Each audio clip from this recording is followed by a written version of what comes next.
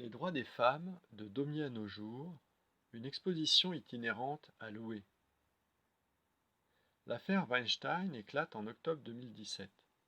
Une douzaine de femmes déclarent alors que le célèbre producteur de cinéma les aurait abusées. Depuis cette date, différentes campagnes pour une reconnaissance du harcèlement et des abus subis par les femmes ont suivi, notamment sur les réseaux sociaux.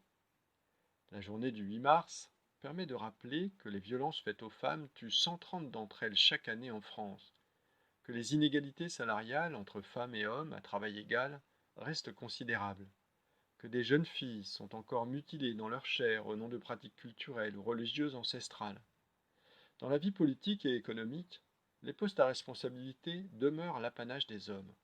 La ségrégation, qui prend toute son ampleur au XIXe siècle avec le Code Napoléon de 1804, continue de laisser des traces profondes.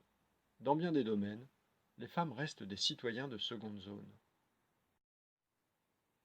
Depuis les caricatures du célèbre Daumier, les images de presse fourmillent de représentations de femmes. Explorer ces images permet de rendre compte de la situation des femmes depuis 1848, de leur discrimination, de leur oppression, de la puissance du carcan masculin qui a pesé et pèse encore sur leurs épaules. Les caricatures évoquent également les droits nouveaux, et parfois même les combats féministes, des combats toujours d'actualité.